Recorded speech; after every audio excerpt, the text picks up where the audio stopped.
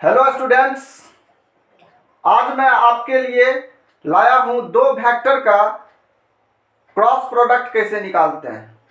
इससे पहले वाले लेक्चर में हम लोगों ने दो वेक्टर का डॉट प्रोडक्ट निकाला था।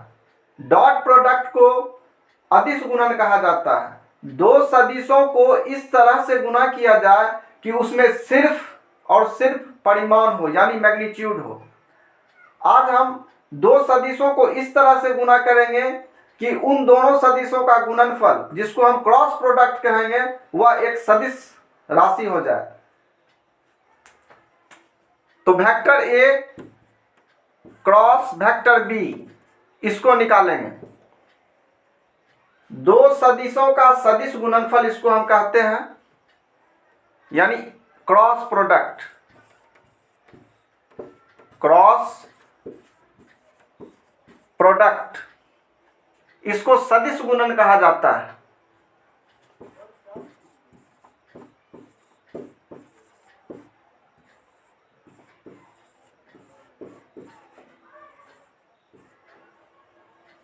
वेक्टर ए वेक्टर बी, इन दोनों वेक्टर को मल्टीप्लाई करना है और इन दोनों वेक्टर का जो मल्टीप्लिकेशन हमको आएगा वह भी एक सदिश होगा। उसको हम क्रॉस से सूचित करेंगे। इससे पहले वाले लेक्चर में हम लोगों ने बात किया था दो वेक्टर के डॉट प्रोडक्ट के ऊपर।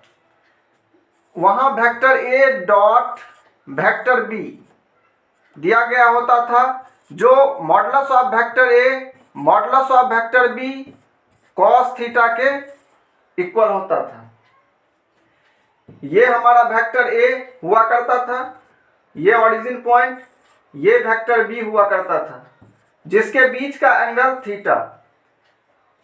आज हम लोग यह जानेंगे कि vector a cross vector b क्या होता है। ये हमारा जो होता है, ये डॉट प्रोडक्ट, जो कि दो सदिशों का अदिश गुणनफल होता है। यह गुणनफल जिसमें सिर्फ परिमाण पाया जाता है, और ये जो गुणनफल हमारे पास आएगा जिसमें परिमाण के साथ साथ दिशा भी पाया जाएगा। तो सबसे पहले हम इसका रिप्रेजेंटेशन जानेंगे, कैसे प्रदर्शित किया जाता है दो वेक्टर, वेक्टर ए और वेक्टर बी को उनके सदिश गुणनफल के रूपों में।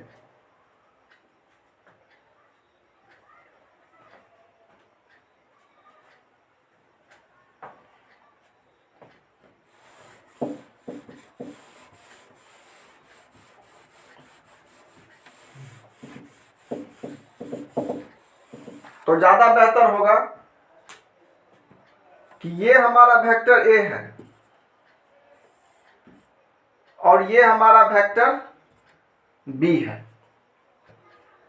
ये हमारा वेक्टर ए है और ये हमारा वेक्टर बी है। तो इस दोनों का जो सदिश गुणनफल होगा हमारे पास, वो इस दोनों के, यानी वेक्टर ए को बी के ओर घुमाने पर, इस ए को अगर हम ऐसे करके लें और बी की ओर घुमाएं, तो ये अंगूठा की जो दिशा होगी, अंगूठा की जो दिशा होगी, यह उसको हम वेक्टर सी कहेंगे, जो वेक्टर ए और वेक्टर बी के क्रॉस के इक्वल हो जाएगा।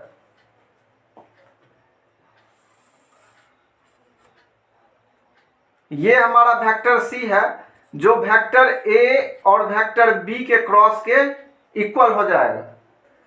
और अब यह भी एक वेक्टर है, तो कोई भी वेक्टर हो तो उसमें परिमाण और उसके साथ साथ दिशा भी होती है।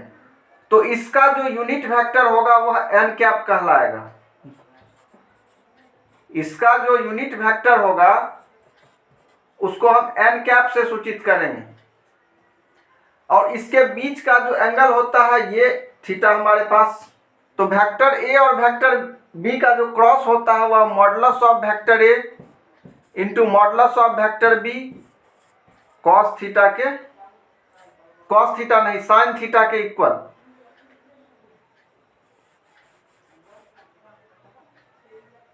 साइन थीटा, और यहाँ एन कैप आ जाता है। एन कैप का मीन्स ये हो गया, जो वेक्टर ए को बी की ओर, वेक्टर ए को हम बी की ओर लेते हैं, यानी इस वेक्टर ए को वेक्टर बी के डायरेक्शन में हम इसको मोड़ते हैं। अब मोड़ने के बाद इस वेक्टर ए और बी मान लिया जाए कि ये हमारा एक्स वाई प्लेन में अगर है, मान लेते हैं कि ये जो है हमारा एक्स वाई प्लेन में वेक्टर ए और बी है, ये हमारा एक्स वाई प्लेन में है। तो एक्स वाई प्लेन के लंबवत क्या होता है, z plane. X y z में अगर एक्स वाई प्लेन पे हम कुछ लेंगे तो उसके लंबवत में क्या, जेड प्लेन होगा, जेड एक्सिस होगा। तो यानी कि इस दोनों का जो क्रॉस होता है वह इस तल के लंबवत होता है। अगर ये हमारा तल है, इसमें इस डायरेक्शन में वेक्टर ए है और इस डायरेक्शन में वेक्टर बी है, यहाँ वेक्टर ए है ऐसे और ये हमारा वेक्टर बी है, तो इसी तल पे है। और उस दोनों का जो यानी उस दोनों का जो क्रॉस होगा वो कहाँ होगा, इस तल के लंबवत हो जाएगा। यानी वेक्टर ए और वेक्टर बी दोनों इसी तल पे हैं और उसका जो क्रॉस होता है वो उसके लंबवत हो जाता है। और उसके बीच का जो एंगल है थीटा, उसको हम साइन थीटा लेते हैं। और एन कैप क्या होता है, एन कैप होता है उसका क्रॉस निकालने के बाद उसका जो क्रॉस आएगा, उस क्रॉस में जो ये ऊपर का डायरेक्शन सूचित करेगा उसका यूनिट वेक्टर। तो ये क्रॉस निकालने के लिए हो गया। अब अगर ये थीटा हमारा 0 हो जाए, शर्त ये है कि ये थीटा हमारा 0 हो जाए, 0 डिग्री। अगर थीटा हमारा 0 डिग्री हो जाए तो वेक्टर ए और वेक्टर बी दोनों क्या होंगे, यानी वेक्टर ए ये है हमारा और ये हमारा वेक्टर बी है, इस दोनों के बीच का एंगल कितना, 0। और वेक्टर ए और वेक्टर बी के बीच का एंगल 0, यानी साइन थीटा अगर 0 हो जाए या साइन यहाँ पे 0 हो जाए, थीटा इक्वल टू 0 हो जाए, दोनों स्ट्रेट लाइन के बीच का एंगल अगर 0 हो जाए तो वो दोनों आपस में क्या हो जाएंगे, वेक्टर ए पैरेलल हो जाएंगे वेक्टर बी के लिए। तो दो सदिश वेक्टर ए और वेक्टर बी को अगर पैरेलल प्रूफ करना है तो उसके लिए वहां पे साइन थीटा को हम अगर 0 प्रूफ कर दें तो हम वेक्टर ए और वेक्टर बी को पैरेलल प्रूफ कर देंगे। इसके लिए अलग से वीडियो बनाया जाएगा जिसमें हम दो सदिशों को लंबवत कैसे प्रूफ करते हैं, दो सदिशों को पैरेलल कैसे प्रूफ करते हैं, उस चीजों पर चर्चा करेंगे।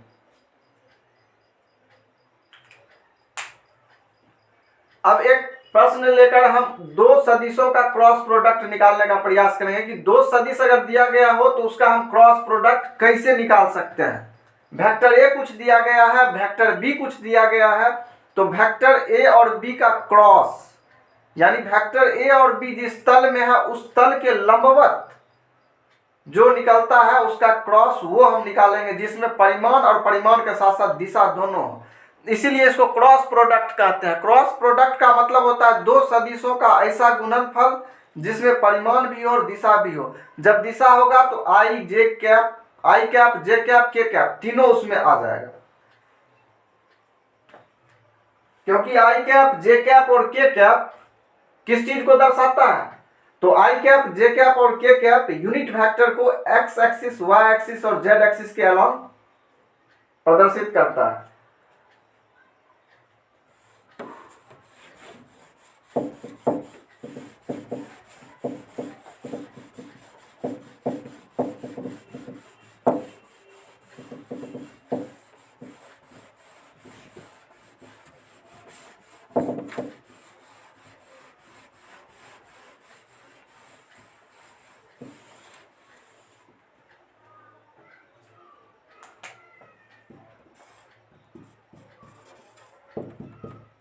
जैसे एक वेक्टर ए दिया गया है आई कैप प्लस जे कैप प्लस के कैप, वेक्टर बी दिया गया है 2 आई कैप प्लस जे कैप प्लस 3 के कैप।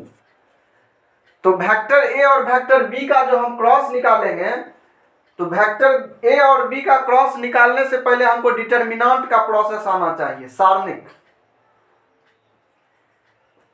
क्योंकि बिना डिटरमिनेंट को जाने हुए वेक्टर ए और वेक्टर बी के क्रॉस को नहीं निकाला जा सकता। बहुत ही आसान प्रोसेस है। Vector a cross vector B,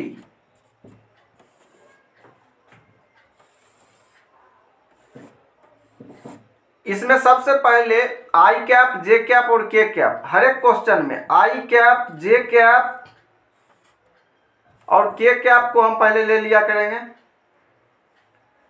उसके बाद आई का यहां से कोफिशिएंट देखा जाए तो 1, यहां जे का देखा जाए तो जे वाले के स्थान पे 1, के का देखा जाए वेक्टर ए में तो 1, फिर वेक्टर बी में देखा जाए आई का तो 2, आई के जगह पे, जे वाले का जे के जगह यहाँ 1, यहां से देखा जाए तो 3। अब डिटर्मिनेंट को जैसे हम हल करते हैं उसी तरह से इसको सॉल्व कर देंगे। पहले आई कैप को लेना है, जिस के अलॉन्ग हम एक्सपेंड करेंगे। आई कैप को जैसे लिए तो आई को ढक देना है, इस आई को ढक देना है। आई वाले स्तंभ को तो ढकेंगे ही, साथ साथ उस पंक्ति को भी ढक देना है। तो ढकने के बाद बचा क्या है, इस दोनों को अगर ढक दें तो क्या बचा हुआ है, जिस को लेंगे पहले आई को, तो आई वाले पंक्ति और आई वाले स्तंभ दोनों को ढक देना है। जो बच गया है यहाँ पे 1 1 और 1 3, इसको इससे मल्टीप्लाई करेंगे और इसको इससे मल्टीप्लाई करेंगे, बीच में माइनस का चिन्ह दे देंगे। तो 1 इंटू 3 3, माइनस 1 इंटू 1 1, फिर यहां पे माइनस जे कैप लेना है। अगर यहां माइनस जे कैप रहता, पहले से दिया हुआ होता, तब यहां हम प्लस जे कैप लेते, लेकिन यहां माइनस जे कैप हमेशा लेते हैं। अगर यहां माइनस होता तब प्लस लेते, अगर यहां प्लस हो तो यहां माइनस लेना। ठीक उसी प्रकार सिमिलरली हम जिस पंक्ति को लेंगे, अब जे कैप वाले पंक्ति और स्तंभ दोनों को ढक देंगे।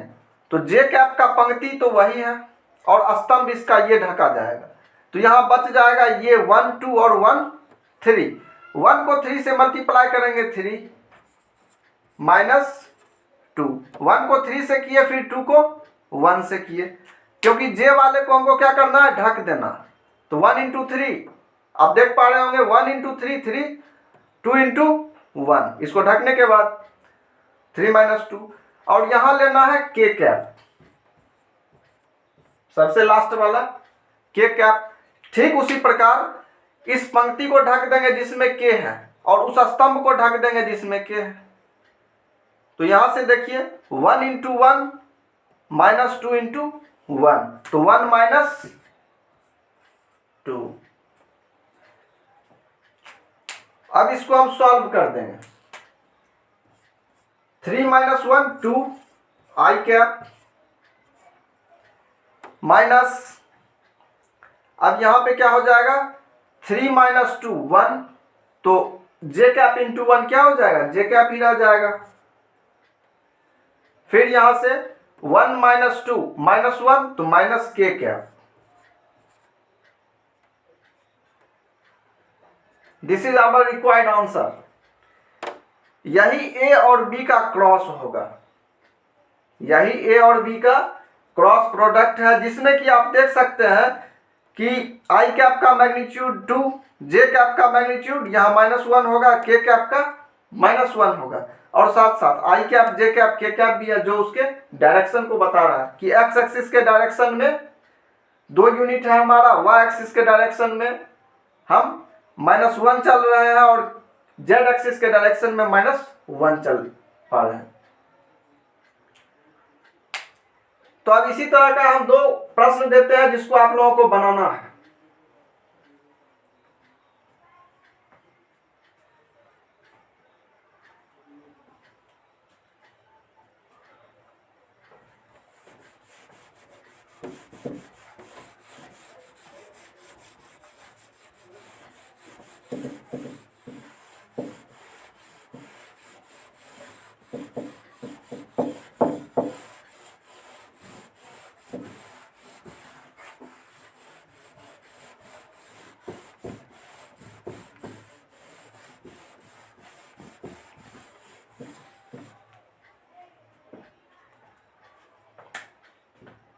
Question number 1,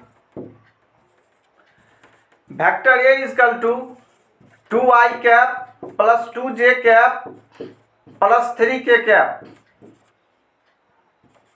vector B is equal to i cap plus 6j cap plus 2k cap.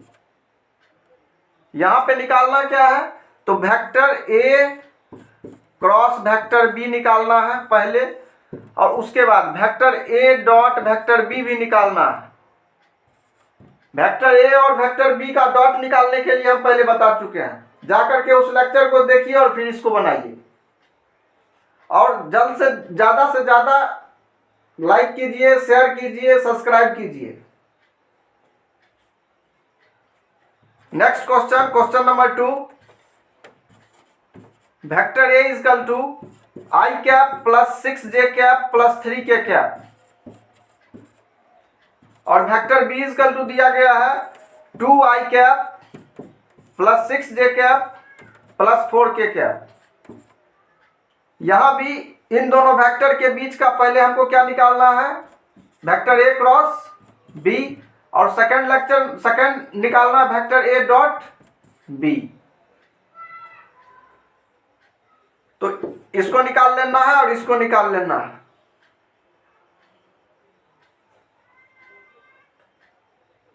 बहुत ही आसान है, ए क्रॉस बी और ए डॉट बी को निकालना।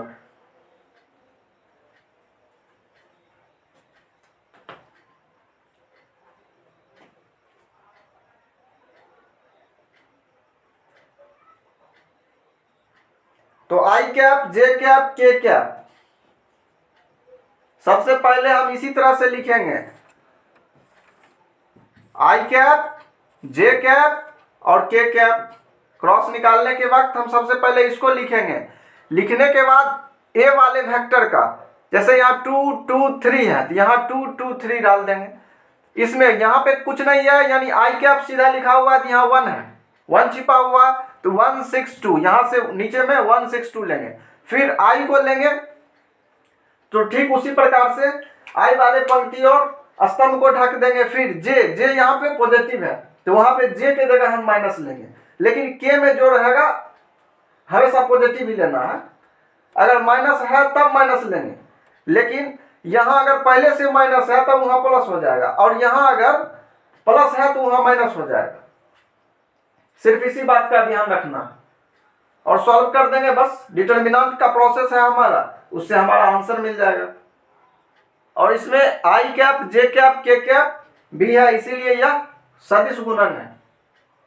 इसी को हम क्रॉस प्रोडक्ट ऑफ वेक्टर कहते हैं।